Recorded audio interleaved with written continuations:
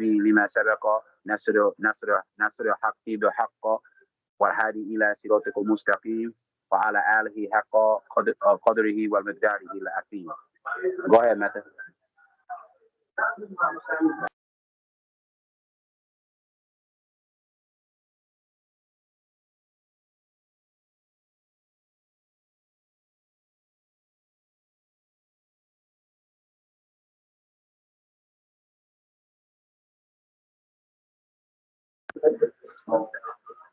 Matthew, you might have to unmute your mic, bro. I don't know if you're talking or not. We Oh, can't hear you. excuse me. I had my mic muted. Thank you for letting me know. I was just saying we're just gonna do a little introduction right now because I didn't have a lot of time to prepare my lesson. And I like to, you know me, I like to prepare my slides, get my thoughts together because I just got off of work. I'm kind of tired. But inshallah, as you guys can see on the screen right here, we have Muqaddimah Al Izziyah Jama'at Al Asariya. And an interesting thing about this book is that it was actually translated by a Nigerian and a Pakistani. So I'm not sure which one of these guys is the Nigerian or the Pakistani, but that's just something a little interesting I wanted to give you. And this is a very interesting book. It's one of the early books, level one, level two. It's one of those books that where you're going to learn the Farda El Ain, the obligatory knowledge and the things that you must know. Later books are going to get into the extra. They're going to get into the additional things. But what makes this book very interesting is that it's to me it's one of my favorites because it gets into many topics that he doesn't. So an example, it gets into commercial transaction. That's going to get you ready for the Idah el Masalik, so you have an idea of what's a valid contract. And as the brother Hanif knows, we do a lot of studying into the contracts in Idah el Masalik, and you have to know the basics before you get into that. You're going to get into inheritance. You're going to get into a little bit into Aqidah, not too deep, but you're going to get a little bit into Aqidah. Yeah, there's itikaf, hajj, fasting. So it's actually a very, very well detailed book to give you the Fard al Ain. So let me scroll down a little bit. Scroll down. So this is actually part of the book. So he starts off by saying, "All praise is due to Allah, Lord of the worlds. I bear witness there's no God but Allah alone. He has no associate. I also bear witness that Muhammad is his final servant and messenger.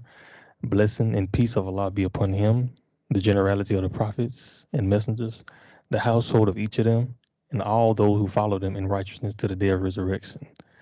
The devotee of Allah who is in need of benevolence, who is in the need of the benevolence of Allah, the more exalted, Abu Hassan Ali al-Maliki al-Shadili." So this reminds me of what Brother Hanif was saying about how a lot of the West African books, they start off by saying the humble slave or the one that is in need. Sheikh Abu Hassan Ali is from the Eastern curriculum in Egypt, and he also started off his book, Who's in Need. So that just shows that, these are not arrogant people. These are people who author major books and major texts, yet still they're saying they're in need of Allah.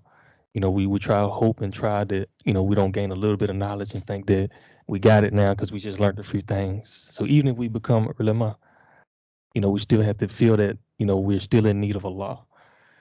And he says, Abu Hassan Ali, America Shalali, may Allah forgive him, his parents, his teachers, his brothers, and the entirety of the people who tread the path of Prophet Muhammad until eternity.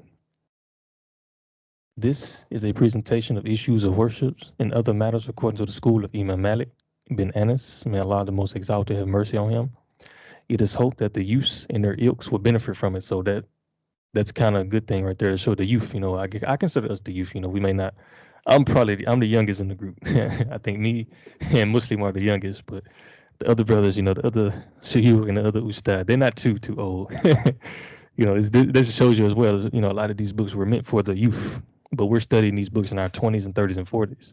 So it just shows that we have to get back on our A game and bring back the academia and the scholarship back to the forefront and upgrade from these books.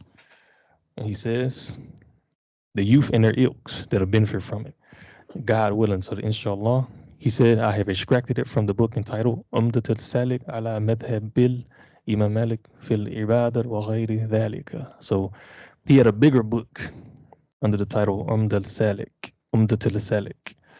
So he just took this out of the larger book and just made it a nice introductory text. And that's what I guess that's why it has so many topics. It's going to prepare you for those higher lessons because it came from a higher book. And he named it El Muqaddimatul Az. Oh my God, sorry, my mouth is dry. Muqaddimatul Izziyah li Jamaat al Ashariyah, and that translates to the glorious introduction of the people of Eshar, or something along those lines. The glorious introduction, because it was written, from the Eshar University. Even to this day, Eshar University is still standing. Just going to my slides.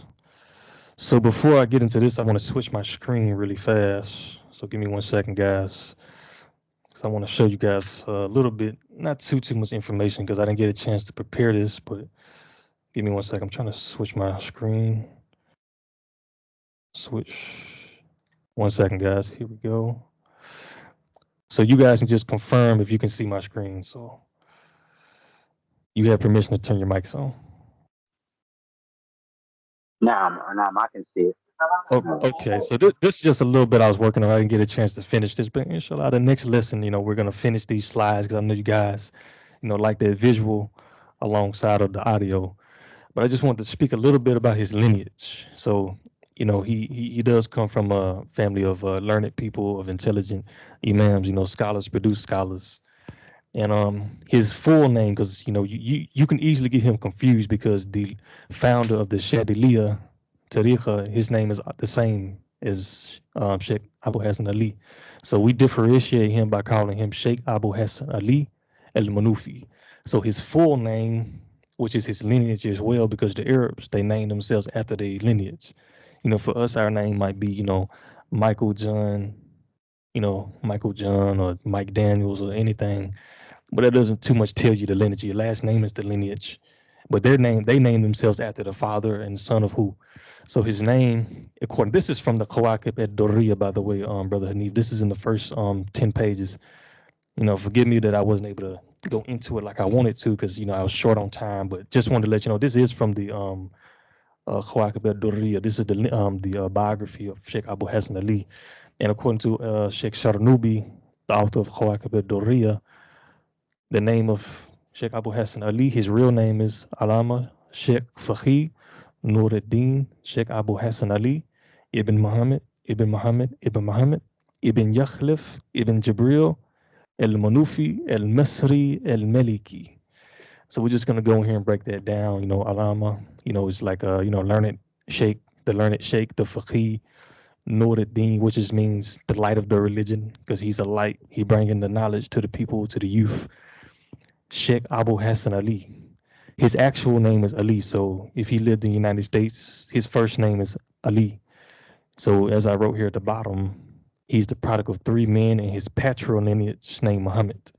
So 3 men in a row had the name Muhammad. And that's not surprising because the name Muhammad is actually the most popular name in the world. It just shows the status of the Prophet Muhammad. People name themselves after him. And El Manufi is a place in Egypt. It's near Cairo. El Masri means Egypt in the Arabic language, and El Maliki is, a follower of the Maliki school. So now I'm going to switch my screen back over to. Go ahead, brother. Real quick. Also, for a faqih, when they say he's a faqih, this means he's a scholar of fiqh. So when you're studying this text, you're not studying it from somebody who doesn't know what they're talking about. He was actually a scholar in the science of Islamic jurisprudence or law, or basically the understanding of how we apply the rulings of the Sharia to our everyday life as well as our ibadah. So he is a faqih, which is a great title. It's just like when somebody says someone's a muhaddith, which means they're a scholar of hadith. So he is an alama, he is learned, he is knowledgeable, but he is also specifically knowledgeable in fiqh. So you are learning a text, a classical text from a well-qualified scholar of the school of Imam Malik. So I just wanted to add that part. Absolutely. And thank you very much, Brother Hanif. So now we're gonna get into the, I wanted to give you more. One thing I can tell you before I, read from this text is that, he's a Hafiz that's mentioned in the Kawakib at Durriya, and he learned fiqh from very, pretty big names. I have a YouTube video, so y'all can check my YouTube out. But he studied under Imam Suyuti, in Cairo. He studied under Kamal ibn Abi Sharif, El Nur Sanhuri. He studied under Shihab bin al Aqta, Umar al-Tata'i, and he studied under Abdul Qadir or Abdul Ghani ibn Taqi. He's knowledgeable in language. He learned language from Badr ad-Din al-Fayyumi, Zain ad-Din Abdul Rahman al-Abnasi, Taqi ad-Din al-Hisni, Shamsuddin al-Jawjari, and Imam Suyuti. So he also learned, the language from Imam Suyuti as well. So I wanted to put that in the visual, but it's okay. I just, speak it to you. You know what I'm saying? Because back in the day they didn't have the slides. I just love those slides because I feel like it helps me organize my lesson. Sheikh Abu Hassan Ali was also a prolific writer. He wrote a Shar of Sahih Bukhari, so he knew hadith. So people say he has minority opinions. Well, maybe that's why he had minority opinions, because he studied Bukhari, he studied Muslim. He wrote his own shuruh on Bukhari and Muslim. He wrote a Hashiyah on Imam Taftazani's Aqa'id, which is an Ash'ari Aqidah book. He was, to my knowledge, 99.99% sure he was Ash'ari in Aqidah, as in many of the Imams of the olden days. And, that might scare some people away. It's okay to learn from people, even if you might disagree with it. You still can learn and take that benefit and that knowledge, because he took knowledge from Imam Suyuti, who's a Shafi'i and he's a Maliki. That didn't prevent him from learning the language and learning a lot of the fiqh. So we have his bloodline lineage, and now we're starting to get a little bit of his scholarly lineage. He wrote a commentary on Muqtasar Khalil as well, and he wrote a shar on Manduma al-Qurtubiyya. So I wanted to put that in the slides, but just show you he's a very, very well read and well studied. He's not very known. There's not a lot of information, but his books do all the talking for him. So that just shows, we don't have to know too much about him. We read his book and we can see that he has a lot of knowledge. That's probably why he strayed away from some of the mashhur. He was born in Morocco. I'm sorry, that's the wrong. That's the other Sheikh Abu Hassan Ali, the founder of the Shadiliya Tariqah. That's why I gave you the lineage, because if I did not, you would have got confused with Sheikh Abu Hassan Ali. I'm sorry, Sheikh Abu Hassan, not Sheikh Abu Hassan Ali al Manufi. You have to add the Manufi, or you'll get those two great imams confused. So the book starts off with Taharah, and it says, Allah the Most Exalted said, and we have sent down pure water from the sky. And that's Quran chapter 25, verse 48. And this is very well detailed in the Kawakib at Durriya. But for now, we're just going to go off with this text. And it goes as follows. Pure water is that which in itself is clean and can cleanse other things, such as river water, well water, rainwater, provided none of the three qualities have changed: color, taste, and smell. And this right here says odor. So now I'm going to switch my screen because I prepared a couple slides just to help us visualize this. So hold on, let me switch my screen. So now we're just gonna, sorry about that. Yeah, I wasn't supposed to see those slides. I wanted to, before we get into this, because I noticed that Sheikh Abu Hassan Ali al-Manufi, he didn't tell us the different types, because Uqtadi tells us that, in other books they tell us that. So and Brother Hanif, you can definitely jump in, because this is from your Uqtadi class. You did Uqtadi, and Uqtadi tells us, we have Ma Mutlaq. Mutlaq means absolute. So this is the pure water, just like what it said. We have sent down from the sky pure water, Quran chapter 25, verse 48. That's not been changed by any artificial means. I added that artificial means because technically rain is changed. It has dirt, it has fish, maybe traces of, fish urine and fish feces that's diluted over a large body of water, but it's natural and it's been there for a long time. So Ma Mutlaq is the natural water, God's creation in simple terminology. You have Ma Tahir, which is pure. So it means water that is pure, but it cannot be used in wudu. So, I added this right here, some soda, or you imagine anything, If I remember correctly, the Quackabet Doria mentions rose water and vinegar. Vinegar, rose water. You can drink that. It can touch your skin, but it's not something that you use in the wudu. So it's pure to consume, but not to use in wudu. I put it right here, clean, or you can use it for cleaning and eating. And Brother Hanif clarified that. You have ma najasa, and najasa means impure. So this is the water that has been changed by impure substance. So its color, taste, and smell has been altered. So blood, feces. So you can imagine sewage water. Sewage water definitely is man najasa. And when we studied the book Kawakib at Durriya with one of my teachers from Egypt, he mentioned the Ganges River. Is a natural body of water, is a river, but the people polluted it. So polluted water is man najasa. It cannot be consumed or used in the ritual purity. You have man mustamil, the water that has been used previously. So you wouldn't use, not necessarily that it's prohibited, but that's definitely not our first choice to use man mustamil that's already been used, unless of course it's the nabi. And as it's written in there, it says three things change: the color, the taste, and the smell. And as we know, water is clear. So clear water can easily change its color. So if a drop of blood goes in, you're gonna notice it. Taste, alcohol is clear, but vodka has a horrible taste and a horrible smell. I never drunk vodka, but I've been around people who have, and the smell is very powerful. So that's more nuances to that. The Kawakib Doria gets into a few different opinions, but this is the general rule. We're looking at the color, taste, and the smell.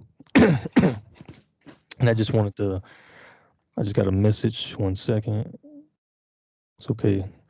So, according to Kawakib Doria, I'm sorry, Muqaddimah Al Izziyah and Kawakib Doria, water is sent down from Allah. As you see, my slides are not complete.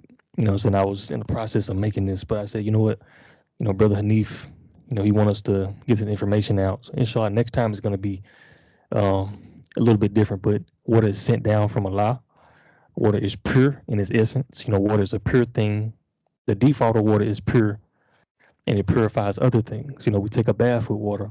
We wash our dishes in the sink with water. We wash our car with water. And water is necessary for life. And there's a verse in Quran, we have created all living things from water.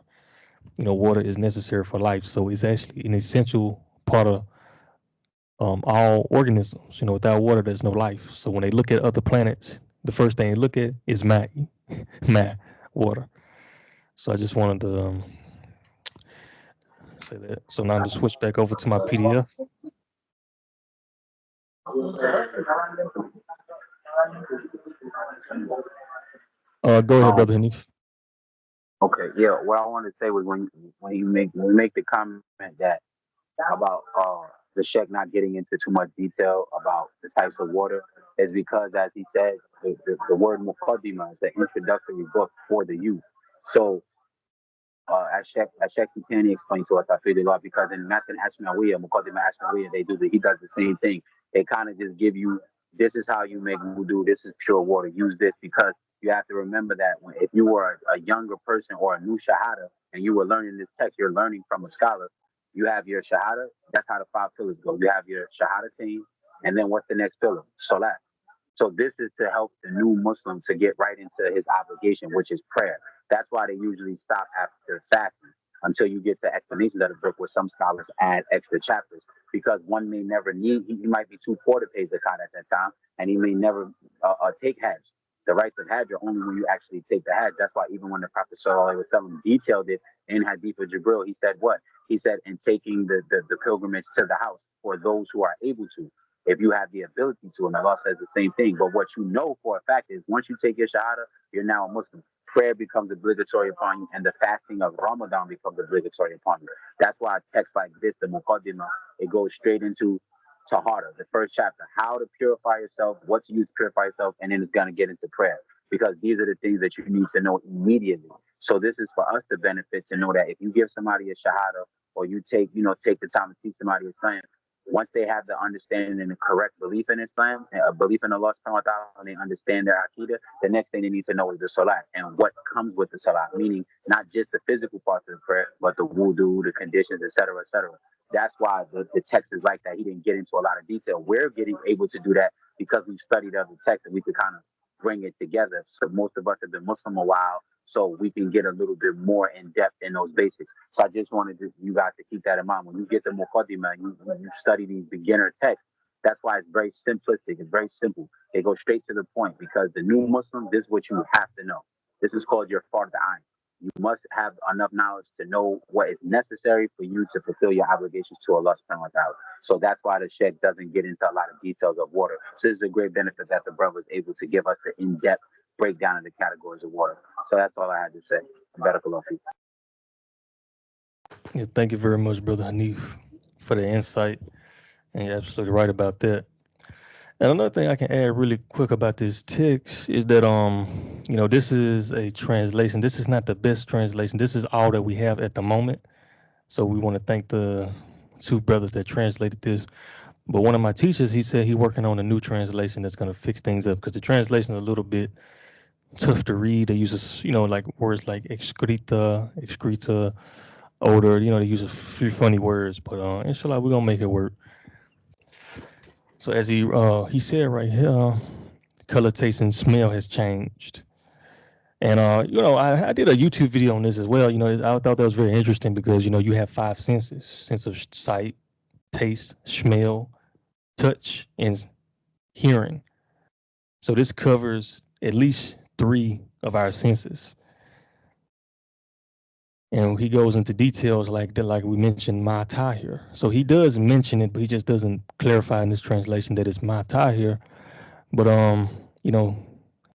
you can, there's water that can be changed by milk. You add milk and water. It's pure to eat. You had honey in the water or something like that. Then it will be pure, but it just will not be pure to consume. I'm sorry, pure for the wudu is pure to consume, but not pure to use in the wudu. You wouldn't use that in the wudu. So as he says here, if any of these qualities are changed by anything, including those mentioned, it's not valid for ablution, ritual bath, or cleansing from filth. So that means after using the bathroom. So istinja. Water that is changed by a clean material remains clean, but not pure. So that's like what Brother Hanif said, you can use it to clean things off. It can be used for general purposes, but it's not used for religious acts. So cleaning your house, maybe even just, rose water could be like cologne. It smell nice, but it's not going to give you wudu. It's not going to give you the tahara that you're looking for. Because with tahara, you're trying to do an act of ibadah. You're preparing for an act of ibadah, or you restoring the tahara that you had that you lost. Whether it be due to kufr, the kufr removes the tahara from you. A person has kufr, they can never have tahara. And this book gets into that in the chapter of salah, but I just want to add that in there. There's many different reasons as to you can lose the tahara. So that's why we have to understand this, because you're definitely going to lose tahara at one point in your life, whether it's using the bathroom, janaba. Now he goes into detail if the water is changed by its habitat, such as sand, salt, lime. This is again the natural water, or what procreates in the water. So what he means is what grows in the water. So that can be the fish, but he mentions water moss. So that's your natural plants, because in normal circumstances you wouldn't use that. Or which has stayed in the water for a long period. Example, the fish, logs. That's not like if you take pure water, ma mutlaq, and then you recently change it. So the time period, it makes a very big difference. So it says when filth falls into a small quantity of water, such as the water in a container meant for ablution or ritual bath, but it does not affect the water, then cleansing or purification with the water is proper, but using it is objectionable. Meaning, I guess he means disliked, makruh, if another water source can be found. So if you have ma tahir and ma mutlaq, it'll be makruh to use the ma tahir because the ma mutlaq is superior and is available. And water that has been used for ablution or ritual bath is pure, but is objectionable to use for purification. So that's the ma mustamil. So the water that's already been used, reusing the water vessel concerning its uses for other things such as cooling oneself off in bath or jum'ah, There are two views. One objects it while the other does not. So inshallah, I'm going to switch my slides. Can I make one point? Oh yeah, go ahead, bro. I noticed in this text, Imam Akhtar never mentioned istinja. You notice that the sheikh right here, he says, because I'm going by the Arabic, but when he speaks about what you can't use it for, if any of those three elements are changed, he says that it won't be acceptable to use for wudu or to do ghusl or istinja. And a lot of times Muslims overlook istinja. We know there's a hadith of the Prophet ﷺ was passing by a grave, and he was telling the companions he could hear the three different men in the grave being tortured, and one of those men was being tortured because he never did proper istinja. So none of his prayers were accepted because he was always in filth. So this small little line, wala istinja, it's very important that we make istinja, that we teach our children to make istinja, because your prayer is not valid. Your wudu can't be valid if you have urine, which is, we covered this, it's najasa. Urine is filth. So if you don't clean yourself, your backside, your front side properly after using the bathroom, your wudu won't be valid. Ergo, your salat will not be valid. You could be held accountable for that. So I thought that was a really good point that he added that in here. You cannot do istinja, which shows you that in the ancient times, this is what they were teaching children. Istinja. Teach our children istinja. Make sure you go in the bathroom and you show them. Did you get off that toilet? Make sure you make istinja. Even if they can't say the word properly, teach them. Pour the water on their privates. Make sure that becomes a regular part of them using the bathroom, just like using toilet paper. And a lot of people say, "Oh, I use wet wipes. I use this." La. Use ma'u. You're supposed to use water. That is the sunnah. After you do whatever you do with toilet paper, I ain't gonna get into detail. Y'all know what I'm talking about. After you do all of that, then you use ma'u mutlaq, pure water, not water with smells, flowery smells in it, and this water and all that. No, pure water. Clean yourself properly. Do istinja, because he made it a point to mention that, and that's not even mentioned in that garden. So it goes to show you how, even though introductory text may be on the same subject, each sheikh is going to bring out different points that another sheikh wouldn't. That's why it's good to study all of them, or most of them or sections of them, because there's benefit in different ways in different texts. So I just wanted to make that point, because I was thinking about that when you were reading that. It made me think of that hadith about a man being tortured in the barzakh. He's in the grave. He's in the barzakh, which is a life after this life before Yom Kippur. He's in the barzakh. He's being tortured just because he didn't clean his private parts properly. Think about that.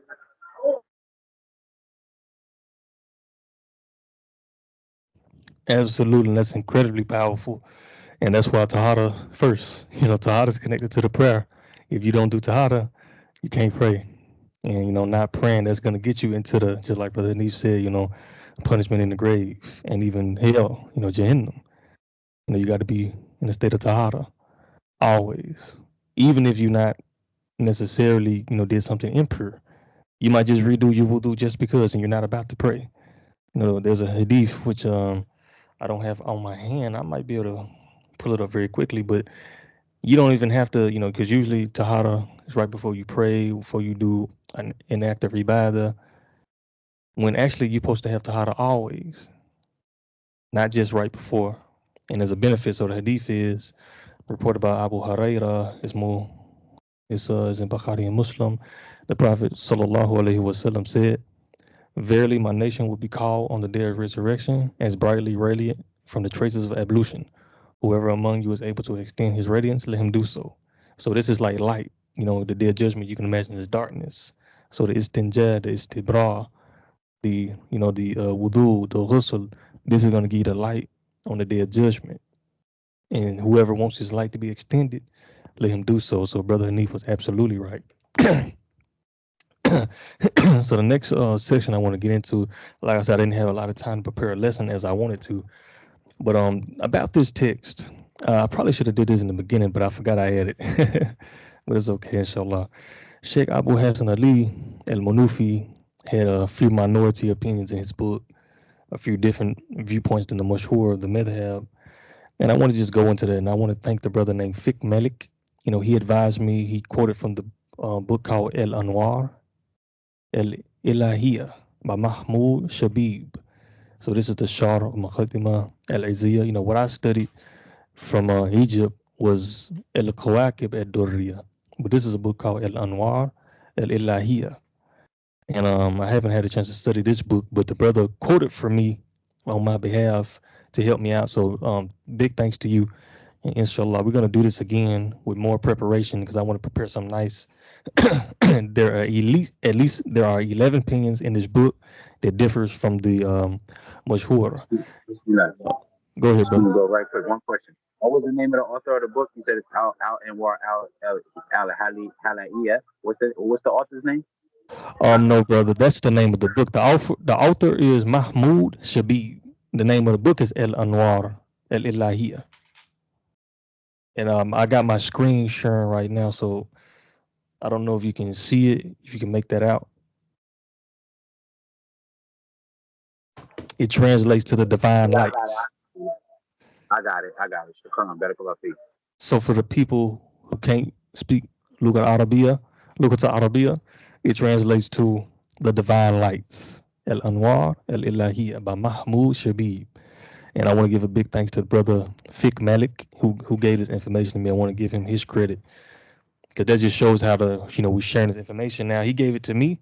Now 3 other people have this information. Now that's what I love to see how that knowledge is spreading. So the first opinion that Abu Hassan Ali had that went against the mashhur is the dead body of a human is not pure. He says in his book that the dead body is impure except for the prophet, and that's the opinion that I take. Because it's what I studied. Maybe inshallah one day we might have a different opinion, but for right now we're just going to stick with what we learned. There's a senate that I was taught from a teacher from Egypt, and according to this book, actually the mashhur is that the dead body can be pure, and I believe that it's the Shafi'i method as well that has that opinion, and that includes the milk. So I guess that'll be the woman. She has milk in her chest. When she's dead, can you take from that milk? We will say that it's impure, but there's another opinion that is pure. Another opinion that he held that was different is the Imam says that the ashes and smoke of a najis thing are pure, and that also is from the chapter of Taharah in this book, which we haven't got to yet. But we know from Ida and Masalik the changing of the essence. When something gets burnt by fire, it changes the essence. So it changes it from a dead body, which in his opinion would be impure, so impure dead body, to pure ash. But in his view, it'll remain impure. And this is not the mashhur of the madhab. And this is, me and Brother Hanif, we studied the Idah. So we don't take that view. We believe that once the state of an item has changed, it becomes pure. So like an example, if you had water, if it was pure, but you made it intoxicating, you made it like rum or vodka, something like that, it becomes impure. And vice versa. If the alcohol could get you drunk, it's impure. But if it was made to be like water and it can't get you drunk no more, then it becomes pure because it has changed. So the dead body is changed with the fire. The third opinion that he had that went against the mashhur is that what is less than a dirham is pardonable. So that means like blood on your clothes, maybe najis, feces, whatever might be najis. He mentions less than a dirham, but the mu'tamid of the school would actually be the dirham as well. So actually the size of a dirham, well, you might say slightly, because these things are not to a T, to a letter, but it's the spirit of the law that we're looking at. And he went below a dirham, but the mashhur will be a dirham as well. The Imam mentioned wudu is not nullified by touching a mahram. However, the mu'tamid is that if someone were to touch their mahram with the intention of finding pleasure, then the wudu is broken. And the brother said, obviously, this person will be considered a fasid, because this is his words, and he's absolutely correct. The mahram for a female could be, her brother, father. You wouldn't look at those people with lust. If you did, you'll be a fasik and the wudu will be broken. But Sheikh Abu Hassan Ali said, in a general sense, he said, touching the mahram, that could be vice versa, your females in your family, touching them is not breaking the wudu. So that went a little bit against the mashhur, the mu'tamid, excuse me. In the Al Izziyah, the Imam mentions this is also because I know Brother Hanifi studied in the Kawakib al-Durriya. This is mentioned in the Kawakib al-Durriya in more detail. This is, if I remember off the top of my head, this is Qasim. Ibn Qasim clarified this, and Imam Malik clarified this. It mentions the wudu is nullified by intense gurgling of the stomach. So that means bubbling of the stomach, gas in the stomach. This is not the merchant of the madhab. This is not the view of Qasim and Imam Malik. That's from Kawakib al-Durriya in the footnotes. So, Brother Hanif, when you're looking through your book right now, you're going to see that in the footnotes. And I think it's like page like 63, I think, or 64, 65 in the book. So you actually have to release something. You got to release something before it becomes wudu is nullified, not just the gurgling of the stomach, because it didn't come out yet. And go ahead, Brother Hanif. I had a quick question for myself and those who may watch that don't know. Can you define what the mutabmid opinion is? What does that word mean in the method when you say that? What does that mean?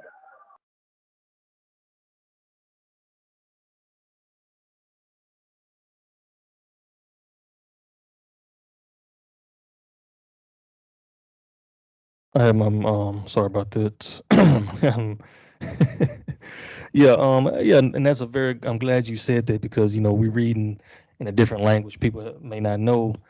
Um, the how gonna the Mu'tamid to how we can describe the Mu'tamid as the relied upon opinion. The mashhur would be the famous opinion, the well-known opinion. The Mu'tamid would be the relied upon opinion, what we go with. So, in other words, that's the default. That's the starter kick. The Mu'tamid is what we take, and that's usually from Ibn Qasim. The Jamhur would be the four Imams. So when all the madhabs agree, that's called the Jamhur. So inshallah, that'll clarify things. Inshallah. I'm glad you brought that point. Where am I at? Wudu is nullified. So yeah, the sixth thing would be the khuf can be wiped even if it's suffer ma'siyah, including other conditions too. So this is from the Muqaddimah Al Izziyah. It mentions that you cannot wipe over the khuf if you're on a journey of disobedience.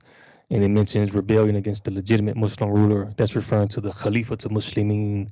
So back in the days when there was actual Islamic governments implementing the Sharia, the Khilafah with the big powerful armies, if you rebelled against the government, you were considered either a Bughat, a rebel, or the Khawarij. And between those groups, usually it was the Bughat, the rebels, they rebelling over politics or money or anything like that. And Sheikh Abu Hassan Ali said, if you're going to rebel against the government or take a journey of disobedience, maybe taking a trip to do zina, to visit a girlfriend or something like that, you will not be allowed to wipe over the hoof. But the mashhur is that you still can wipe over the hoof. But I think that's a very interesting point. Something that's halal can become disliked the haram depending on the intentions of why you're doing it. You know what I mean? So that's very interesting. So he wants to take a trip to go get some drugs or to go to a brothel. Then, according to Sheikh Abu Hassan Ali, in his view, you wouldn't wipe over the hoof. And the hoof is a leather sock, for those who may not know. It mentions, this is a very good point. This is the chapter of Salah, Muqaddimah Al Izziyah, Khawakib al-Durriya. It all goes into this. And we know that the mashhur is to look straight ahead. You'll look straight to the Qibla and you'll keep the eyes open. You wouldn't close the eyes and you wouldn't look down. Sheikh Abu Hassan Ali looked down when he prayed. So he went against the mashhur. Not that it's invalid. It's just not the well-known opinion. It's not the well-known opinion, but it's still valid. It's just, like Brother he said, we're looking to just right now follow the traditional curriculum, the traditional viewpoints before we, learn the rule before we break them. And the author of this book says you can look down at the place of sujood. So look straight down to the prayer mat. And actually, I do that because it's just like natural to me. So that's one of the viewpoints that I took from him. And that just came natural to me, anyways, because, but actually, the mashhur to look straight ahead. So I've been trying to follow the mashhur, look straight ahead. But maybe I'll continue to look down because it's just it's just easy for me. The eighth opinion that he held that went against the mashhur or the mu'tamid of the madhab is that Islam is a condition for the obligation of salah or zakah. The mashhur is that it's for the kuffar as well. So to kind of explain this, In the Ida al Masalik or the Kufar addressed by the branches of the Sharia, the furu of the Sharia. And as we know, the asl is the foundation, and the branches come out. And like we did in our lesson about what is fiqh, you know what I mean? So are the kuffar, the non-Muslims, the disbelievers, the people who reject God, or maybe they just haven't heard the message, are they being addressed by salah, zakat? Do you have to do these things? Sheikh Abu Hassan said no, you have to have Islam first as a condition. But the mashhur actually is that it's obligatory for everybody. It's just the kafirs are heedless. They're heedless to what Allah is subhanahu wa ta'ala is saying in his Quran, his hadith, and from the ulama and from the statements of the Prophet sallallahu alaihi wasallam. And I love this point because we can go into the Qawaid al-Fiqhiyah on this point alone and probably do a 40-minute lesson because we already did that, me and Brother Hanif, when we was studying this. Another viewpoint that he held that went against the Mashhur or the Mu'tamid is that Zakatul Fitr is permissible to give out 3 days before Eid. The Mashhur is that 2 days is the max. So this just passed. This already passed us by. So hopefully, we did 2 days max before. We didn't do the 3. And that's the Mashhur. The Mashhur would be 2 days, but Abu Hassan Ali said you can do 3 days before Eid. And another thing is that if they're Haid, which is start before the women, for the women, but while in itikaf, the itikaf becomes void. The mashhur is that it does not, because it does not become void, but the women must leave the masjid. It becomes haram for her to do itikaf. She must return to the masjid to complete itikaf once the excuse is gone away, which means once the haid goes away. And the last and final point that Sheikh Abu Hassan Ali held, they went against the mashhur, is that it's from the prophetic tradition to walk on foot in the tawaf. But the mu'tamid is that it's obligatory to walk during tawaf for those who are able to do. So that goes into, is it a sunnah, is it a shart? We get into Muqtasar Khalil, you start having those conversations. The mu'tamid is that it's obligatory, but Sheikh Abu Hassan Ali said it's a tradition, so meaning a sunnah. So inshallah, these are 11 viewpoints that Sheikh Abu Hassan Ali held that went against the mu'tamid al-mashhur. And I think for now, unless you brothers want to go a little bit more into the Izziyah, we can. I mean, that's up to you. I mean, that's good for introduction if you want, but I was going to say, I think it's really interesting, some of his opinions. You know what I mean? I didn't really know already. So for people to just write it off as, oh, it's just a weak opinion. No, this is good stuff because I agree with number 6, because that's how I was taught. More about the wiping over the kufain, wiping over the kufain, and you basically taking a rukhsah to go do haram. It's like you shortening the prayer, but your journey is sinful. I'm not saying it's clear cut, like his opinion could be wrong. I can see why that could be a valid approach to it, because the Prophet sallallahu alaihi wasallam said, "Innamal a'malu binniyat." That everything, every action is commensurate upon intention. وإنما لكل امرأة ومنوى. You see what I'm saying? So you will have that which you intend. Everybody will get that which they intend. So I feel like, how are you intending to do something haram and then you're gonna what? You wiping over the people? Like, how? I mean, that would just be me. Like, this goes into the idah, the maqasid and the different circumstances. But it's like, what that would be the question: can one who is trying to do haram use a rukhsah? We're not even supposed to look for the rukhsah in a situation just because it's easier. So imagine if you're doing it because you're trying to do haram. I could see that. And I believe that in the Risala, he also says that if the hate starts for the woman in the itikaf, she would have to leave the itikaf till the hate is gone, because she can't be in the masjid. So I don't see why that would be. Or maybe I guess it's the time frame is what they disagree on. Basically, what it was, method. Like, they're saying, like, if the hate starts while in itikaf, it becomes void. So what is it basically? But the mashhur is what, that it's not void. Is that what it was? The itikaf is still valid, but she has to leave the masjid. It becomes haram for her to do the itikaf. So Nah, I say because because Ibn Abi Zayd did say, if you was If you were sick, you would have to leave, and then you would continue from whatever day you left off on. So that's what this. So he's saying is void. You'd have to start all over, basically, right? Yes. Oh, okay. Yeah, I see the difference now. Yeah. So, and what other way is there to do tawaf? Like on an animal? Basically, they saying like you could do tawaf with like on a riding beast or something. Is that what they mean by on foot? I didn't know there was another way to do tawaf. Just give me 1 second.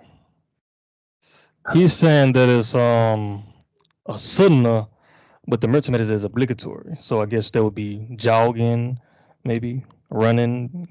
Or did he? Oh, so he said to walk. It's tawaf. To walk the tawaf by foot. Yeah. He said. Well, I thought he said it was mandub. Did he say mandub or did he say it was a sunnah? I'm sharing my screen right now so you can see. He's saying it is a sunnah, but the merchant is obligatory. Oh, so they're saying it's obligatory to walk. According to the well known opinion, but he's saying it's a sunnah instead. So meaning, I guess if you were to jog or something like that, it's referring to the speed. No, I understand. I This understand now. this Yeah, is from the chapter of Hajj. Cause the chapter of Hajj goes into this. yeah, I haven't gotten that far, but yeah, that's that's uh that's interesting. You know what I mean? Even the touching of the mahram part, like you said, that goes back into intentions. He's definitely a fastic. If he's a mahram to her and he getting aroused and touching her, then if he had desire or she had desire, the wudu is broken because it's clear that touching with intent to seek pleasure and you get the pleasure or don't get the pleasure, that breaks your wudu. So why would it be an exception just because it's a mahram? Not only would it be nasty if they're related, but I understand his points on some of those things. That's very interesting. I didn't. It was an interesting view. Very interesting view. That's mashallah. That's good. Good stuff, man. Very good class. Alhamdulillah. Very. I learned some things. I learned some things. Yeah, short notice. We kind of, I was like, oh dang, I got to do a lesson. Let me, what can I, kind of scraping together something. But Yeah, but that was good money. Nah, alhamdulillah. It was a great class. I think it was a very good start. We covered some pieces of the Taharah, and we can pick up from here. And you gave the 11 opinions, which is what the big deal with. He's very known for. When you mention Muqaddimah Al Izziyah, that's the first thing people say. Oh, he got a bunch of weak opinions. It's only 11, and they're not weak. They're just minority because some of yep, them, may not. Just because something is not mashhur doesn't mean you disregard it.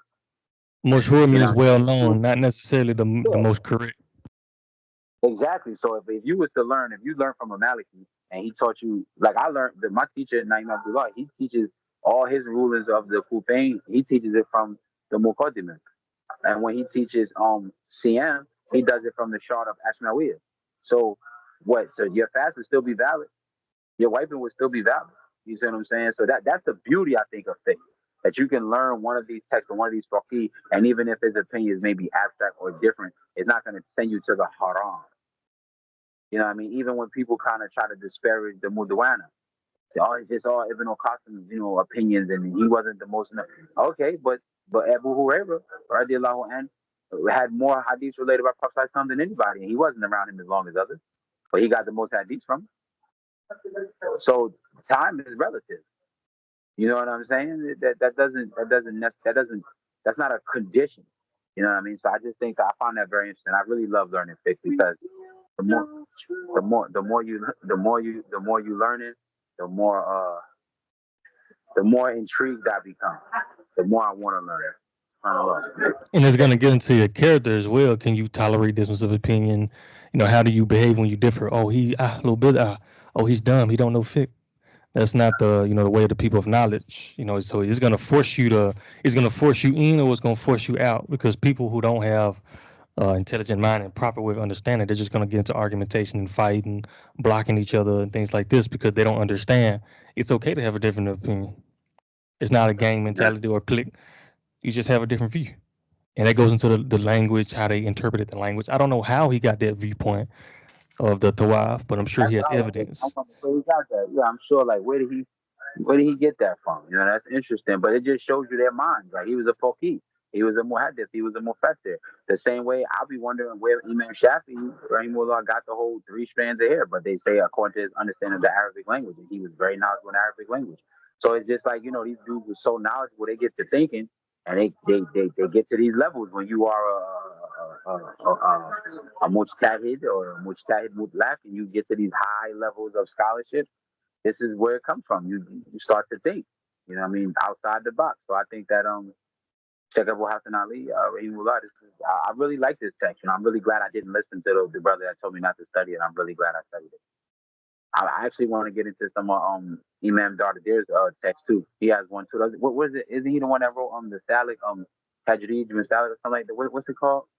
You probably know Mustafa. What's the text that Imam Dardadir wrote? I know he wrote one too. That's kind of popular. Shar Sagir and Shar Kabir. Yeah, I want to read that too when I get ready. I definitely want, because I had a teacher. He quote from Imam Dardir a lot. He liked Imam Dardir. And Aghrab al-Masalik as well, inshallah. That's it. Yeah, Akrab al-Masalik, right? That's it? Yeah. Yeah, that's it. Yeah. Yeah, I got a brother that teach that. He said he be teaching that text. I'm not ready yet, but inshallah. But next year I'm at Feda. I'm about to sign up for that the Khalil classes. I'm ready to get in that Khalil. I'll be done with Risala and Ibn Ashur by then. So I'm almost done with Ibn Ashur. So I gotta get that Khalil. Y'all be in them Khalil classes. I know them Khalil classes is something serious. Oh yeah, man. Gotta get and another thing I want to say is that. Oh, I'm sorry. Go ahead, bro. Yeah. No, go ahead. Oh, I was going to say another thing is, these books, we can study them again and again. They're not like a one-time use. You have to read it once and throw it down. No, we can do Muqaddimah Al Izziyah 10 times, 20 times.